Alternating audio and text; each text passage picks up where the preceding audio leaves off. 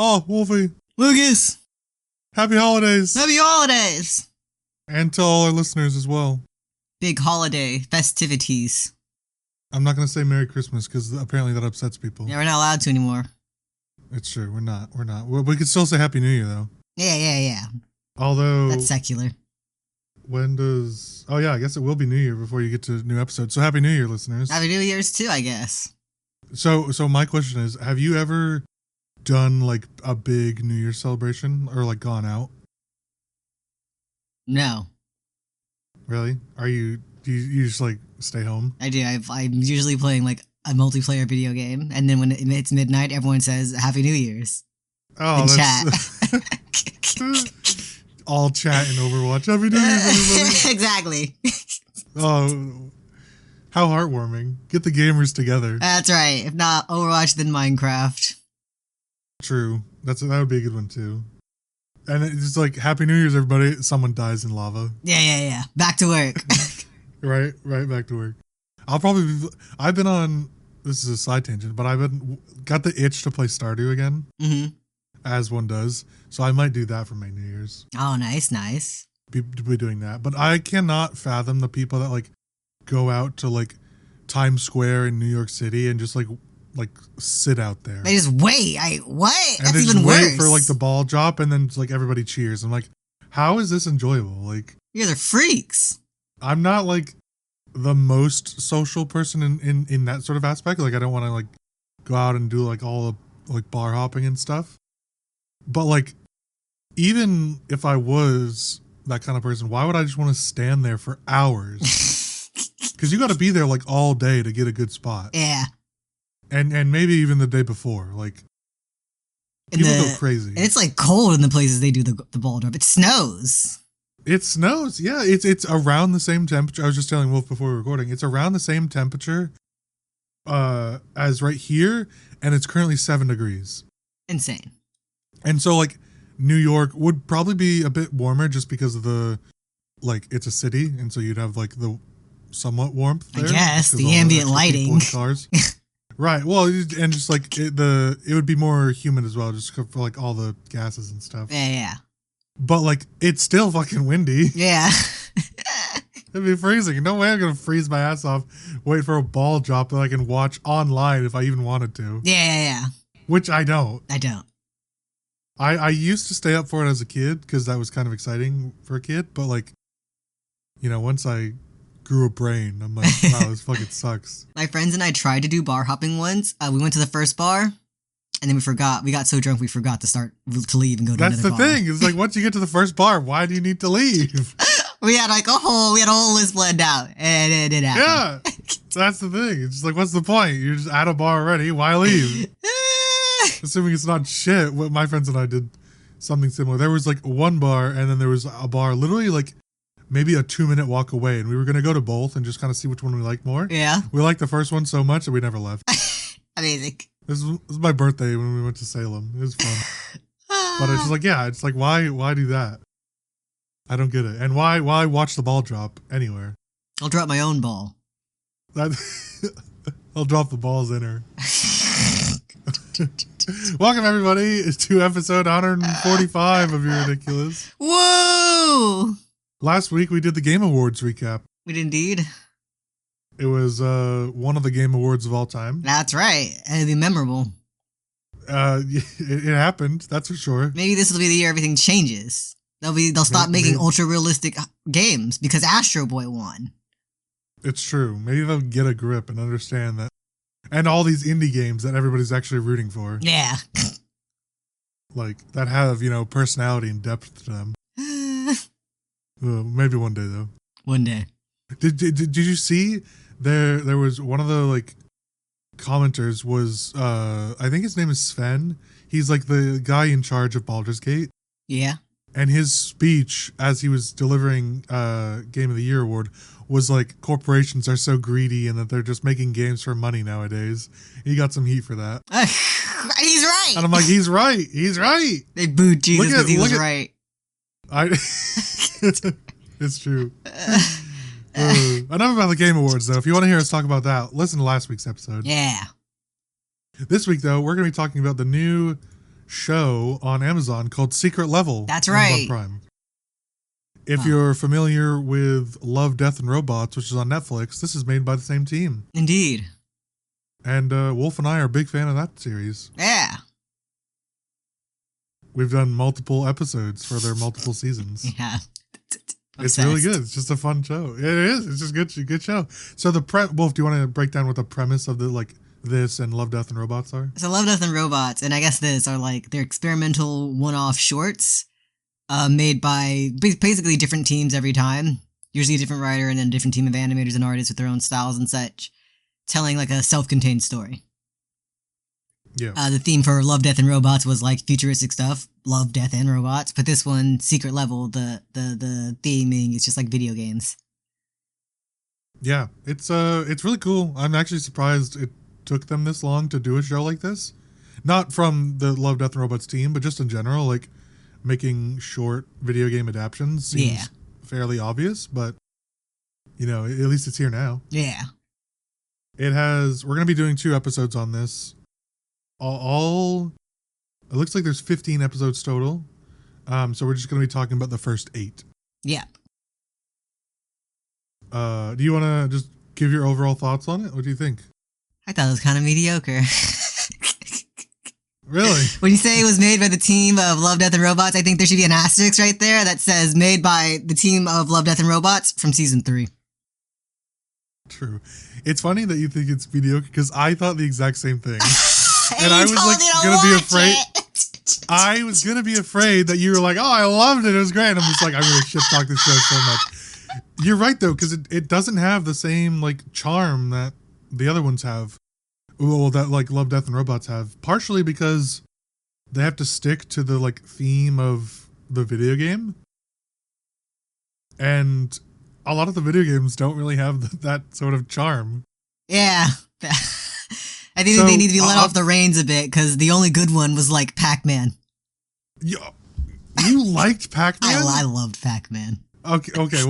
Well, I was gonna ask what the favorites are, so let's get right into it. You liked Pac-Man. I thought this one sucked. What?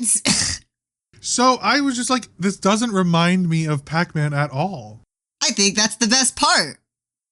Maybe so, but like, I just did not like it. It was like not good. I assume like the orb thing, that's actually Pac-Man. Yeah. But I like the hints that even from early on, this guy's not really the chosen one when they like, he's about to get mauled by the thing and the Pac-Man has to like intervene to save him with the fire. Yeah. And he doesn't comment on it either. It just happened. Yeah. I don't know. I guess I didn't like that there was the chosen intro character because like, it's not at all what like Pac-Man is. And like, I get the whole maze and the ghost thing and like eat or be eaten. Like, yes, that's all very Pac-Man. But like, what's with the monster slaying? Like, what is this? Well, you gotta eat. Now, I assume that's what the pellets are? I guess, but like, the pellets are pellets, man. Listen, they're pellets to they're not us. monsters. They're playing it on like a 8-bit screen. Maybe the intention was that the pellets were monsters. No, surely not. Yeah. Surely not. Or maybe it would have become a pellet if the guy didn't pussy out and let Pac-Man possess him. he did bitch out for no reason.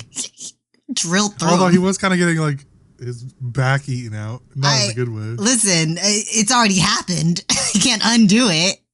Well, he did undo it. Well, he undid his life. Pac-Man leaving. Yeah, undid his life. Undid Pac-Man leaving. It was so horrific. All the monsters just fucking left. Right? Yeah, they're just like, nah, we're not fucking with this. Never mind. Yeah. That one gorilla got his arm chopped off. We're done. I don't know. It wasn't my least favorite one, but I'm just like, wow, this is fucking weird. I don't know. It was an odd one. I'll tell you my favorite one though. Which one? The first one, the Dungeons and Dragons, the Queen's Cradle. Lame. This one, so okay, so the story like wasn't all that in depth. It felt more like a trailer actually. Yeah. But I will say this was one of, maybe 2 or 3 where I could watch like a whole series on. I see. I liked it. I thought it was cool. I liked the characters.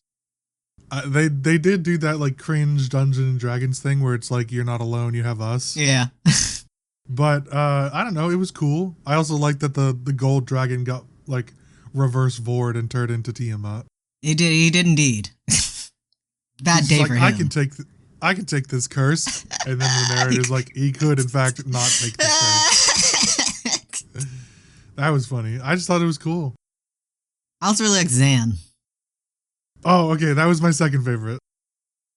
I like that one a lot. That one slapped. Yeah, so this one is based off of Unreal Tournament, which is an old sort of arena style game where you play as different characters and creatures and stuff killing each other. It's also very similar to Quake, the Quake series, if you've ever played any of those. Quake 1, 2, or 3. Quake 3 is goated. Wow.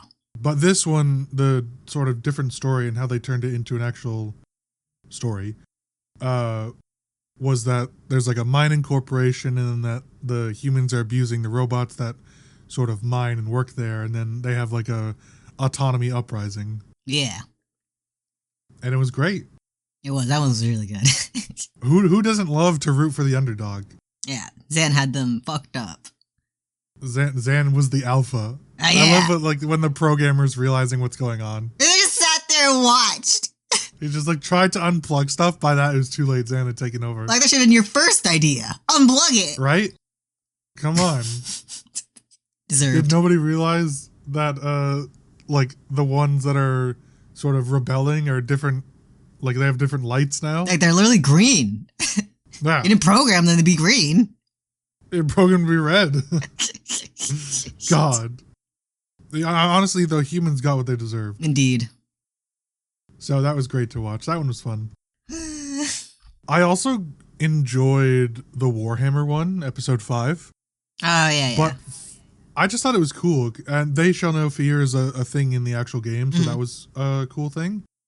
Or, yeah, this one is also, I guess we should clarify that Secret Level is a lot of video games, but they do have some tabletop games like D&D and Warhammer. Oh, yeah, I guess those technically aren't. Okay. Yeah, it wasn't like solely video game, but, who cares? This one was just cool, I thought. This one, I liked this one because it was choreographed like a music video. It really was. And this one was good because like I don't need any more from this like genre. Yeah. Like it was a start and a stop and it had a good story and I'm like, oh yeah, that was good. It was also very reminiscent of Fallout. Ah. Just because of the like power suits and everything. Yeah, I see that. Although these like Marine Warhammer suits are way cooler than the power suits from Fallout because they actually work. They're lifting buses like they're butter. I know. They sure are. They're fucking yoked. I'll tell you which one was not worth watching. Which one? Season 7, which was Crossfire. Oh, okay. I didn't watch that one. It literally just felt like a movie directed by like Michael Bay. I'm just like, this is like just like every other action movie you've ever seen. It was not interesting. And it was like some rich dude hires a team to defend him, and then these other people come in and try to steal the package. Yeah. It was literally like Capture the Flag. And I'm like, okay, I really don't give a shit. Lame. And then Armored Core could have been cool, but it was just like the entire episode was I'm him and I'm better than everyone. And that was it. He didn't get the I'm not him moment? He briefly got a glimpse of it, but then he just like, no, I'm actually him. Ridiculous. And then just like he like leveled up like 3 times. I'm like, okay, well, that was dumb. That one was not worth watching. So those two were like, whatever. So I'm hoping that the next ones are better. Like we have Outer Worlds, which is a really good one. That's episode 9 coming up. Yeah. Mega Man could be really cool. I'm kind of interested in Spelunky. I was gonna say that. Right? I want to know what that one is. Spelunky. Like, that's like a pretty like popular game. So and Honor of Kings as well. You know what this one was also missing? The flavor. Like Love, Death, and Robots is that it's just like it's not just like the stories are experimental, the style is experimental. These all look the same. The only one that's like really different here is Tally, Spelunky Tally. Yeah. Because that one's like way more cartoonish. All these other ones are like hyper-realism. Like they didn't have to match the hyper-realism of the video games. It's an adaptation. Right. And they could have done something really like personal for each episode. Like you could easily do like a cartoon version of D&D. Yeah. And it would be very charming. And same with Sifu. Like I don't need, the game is already hyper-realism. I don't need that. I could have done like a 2D animation almost. Yeah. And it would have been really cool. I'm glad you felt the same way. I was ready to argue with you. I thought, I wasn't sure if you were going to glaze it or not. No. Only good thing, Pac-Man. There you go. That's the only one that has the excuse to look the way it does. Because it already looks really abstract. Right. Like that one, you know, it wasn't my favorite one. It was a bit weird, like I said. But that one, if we're saying anything good about it, it was way different than the actual genre of the game. Imagine if they just like stuck with like the 8-bit style. So weird. And squint at the screen. You don't know what's going on. Everything happens the same. It's just all 8-bit. It's just like 8 minutes of like waka waka waka waka waka. It's like nothing else. And then you get walked. So yeah, I'm gonna give the first like 2. I'm gonna watch Outer Worlds, Mega Man, and Spelunky, and if those are good, I'll give the rest a watch. Okay. You let me know. Yeah. I'll do the research for you. If those are good, then we can do another episode on it. But if not, Secret Level, you're getting the boot. You have your chance. Because this could have been really cool. They blew it. And it's proof, like, that we have proof that the studio is good. Or the studios. Yeah, the studios, the concept, all of it. They're just blowing it's all good. it. Especially season 1 and 2 of Love, Death, and Robots. Yeah. That's like peak. Yeah. Season 3 had a couple moments, but overall was worse, I thought. Bandersnatch was good. Yeah. But, yeah. This could have been so much more. I also thought, like, some of the choices were weird. Like? Well, why are you doing Crossfire? Oh, yeah. Pick something that actual people care about. Yeah, I'm like, I don't know any of these games. Most of these games. Right? And like, Pac-Man's a good choice. Mega Man's a good choice. Unreal Tournament, this was like from the 90s or something. Like, why are we picking this? Like, pick Mortal Kombat, if anything. D&D, good choice. They could have done more with it, but I enjoyed that one. Yeah. Sifu was another good one, I thought. Like, or this was kind of a middle of the road one, I thought. Yeah. I thought this one was just like a bunch of cinematic cutscenes. They could have done more with that. Like, I could have just played the game. Yeah. It was, this one, Sifu felt like another advertisement. Yeah. Not a real show. Like, it was kind of cute. It was kind of cool. But also, it's like, I agree with you. I could have probably just played the game. The worst one, by far, I'll say it, was episode 3. Oh, absolutely. Holy fuck. I was so bored. I'm like, are we doing anything with this? No? I thought so. And then, like, the whole sequence where he gets all that, like, demon armor or whatever... immediately was just useless. Yeah. Did utterly nothing. The gag did not pay off. And they have the main character, I don't remember his name, Aldernon or something. Whatever his name is. Whatever his name is. That's fucking Arnold Schwarzenegger. Ah. They hired him to do that. I bet that was not cheap. Yeah. And they wasted it. See, that's why it's so bad. They wasted all the money hiring Arnold Schwarzenegger instead of paying the artists. It's true. Pay the artists, the voice acting throughout the show was actually quite good, I thought. Yeah. Not as bad, like, it was just overpriced.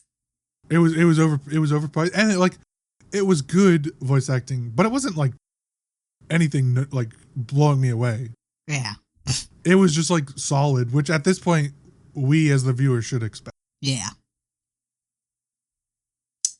I don't know. I was really hyped going into it. I found it online. and actually I found a TikTok of it. Ah. And someone was saying that the first episode was really good. I liked the first episode. I could see how others might not. But then, honestly, like the only other one worth watching really was Zan. Yeah, Zan and Pac-Man feel like a little experimental. I'm hoping Outer Worlds is good. I like Outer Worlds. Yeah, I do too. I'm hoping that one's good. I'm hoping Mega Man's cool. Like they could do a lot of cool stuff with that.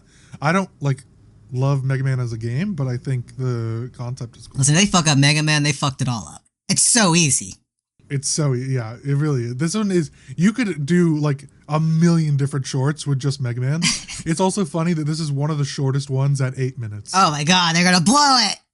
They're gonna blow it. Spelunky's also 8 minutes, but they could do a lot with that one. This one's rated 13 plus, so the rest are 16 plus. I know. Mega Man's also 13. Ah! It's pretty funny. There's a Zan was 16 plus. Oh no, Zan was 13. Oh, okay.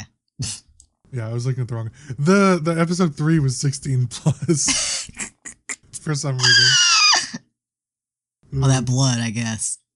Yeah. All right. So what do you rate this show? I guess like a 6 out of 10. I'm giving it a 6 out of 10 solely for Zan. Carrying. It would be a 5 if it didn't have Zan, and then if it didn't have Zan and D&D, it would be a 4. So not great, but there is some potential room for growing. They needed more time in the oven. They really did. That's everything these days. Yeah. You know, I mean, you know it better than everyone. You've been in this industry. I have indeed. You're in the trenches. All right. A brief discussion of Secret Level. Let us know what you thought. If you disagree with us, you're wrong. Indeed, as always. But let us know. We always like discussion, and we always like to prove why you're wrong. But Wolf, we got a question of the week from Rain. What do we got? We do indeed. This week's question of the week is, what's your underrated Christmas/holiday movie? What you got? Olive the Other Reindeer. Oh my god. It's so good! I refuse to give this any credit. It's you had watched it. I'm not watching it. So you would know. You're a fraud. I refuse. You would be given a chance. This, every year we do something holiday related. You bring this fucking movie up. Because it's good. It looks utter dog shit. It's from the 2000s. And there's plenty of things that's good from the 2000s. And it's one of Madagascar, the video game, is from the 2000s, and that looks great. That looks ugly. You just got rose-tinted glasses on. I do. Oh, all right. Well, so for those that don't know, Wolf, what's this movie about? Olive the Other Reindeer is about this dog named Olive who's trying to send a letter to Santa, but something has happened, something evil has happened, and so the letters aren't making it to Santa, so he thinks everyone's naughty because everyone's participating in Christmas. And so it's up to Olive to go to the North Pole and help Santa out, and she basically becomes Rudolph because she's Olive the Other Reindeer. It's a pun. And it's really good.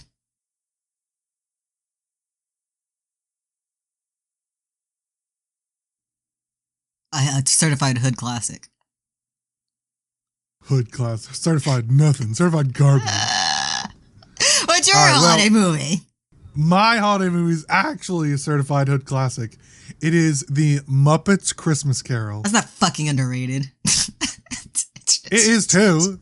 It is too underrated. Because, I'll tell you why. I'll tell you why it's underrated. Is because Christmas Carol has been remade a zillion different times. Uh-huh. But the Muppets version actually provides like true new from when it came out. Yeah. Interest to it because it's the Muppets and there's charm, there's playfulness, there's wittiness, there's wall breaking more than normal. Gonzo's break those walls.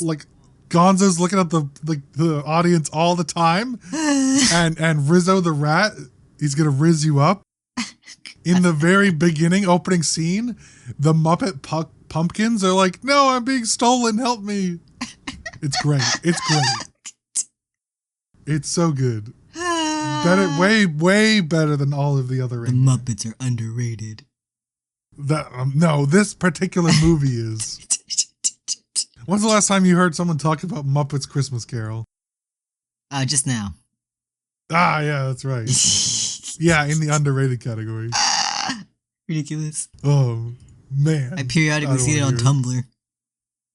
Do you? Wow, that's Tumblr. You see everything on Tumblr. Yeah, perhaps. Rain, it would almost certainly say, "What A Nightmare Before Christmas." She'd have to be disqualified. She would be. I agree with her. We literally have a Nightmare Before Christmas section in Hot Topic. I hate it. She would absolutely. Okay, the other answer I think she would say is Die Hard. I thought you were going to say Beetlejuice. No. Die Hard, yeah. That's not. Die Hard's not underrated. It's not. Die Hard's is argued that it's not even a Christmas movie. It's literally the movie everyone brings up to sound cool. Like, actually, technically it's a Christmas movie, and I've been having to hear about it every year since. I know. Do you agree that it's not a Christmas movie? Or do you think it is? I guess vaguely, in a sense it is. In the same way Nightmare Before Christmas is a Christmas movie. Yeah, it's like tier 1.5 of Christmas movies. Yeah, it's set during Christmas. On the scale of how Christmassy it is. It just takes place during Christmas. He doesn't learn about the true meaning of Christmas. He doesn't have Christmas spirit. That's right. He's got the opposite of that. He's got the Die Hard in him. And he's hard. That's alright. Whole movie. You don't know because they have to edit it out. Yeah. But it is hard. It's canon. It's a canon event. Alright, Wolf, take it away. I'm Wolf, taking things away. Thanks for watching episode 145 of You're Ridiculous. Woo! If you liked all that, be sure to hit the like, comment, and subscribe button and hit the bell so you get notified of the next episode. If you're watching on a podcast website, be sure to hit the plus and give us 5 stars to support the show. You can follow us across the internet, the main cast at ridiculous_cast on Instagram and Twitter. You can follow Lucas at 7AngryWalls with an E, and you can follow me at Rainbow Does without the W. We hope to see you guys all again next week, but until then, say goodbye. Happy holidays. Goodbye. Goodbye.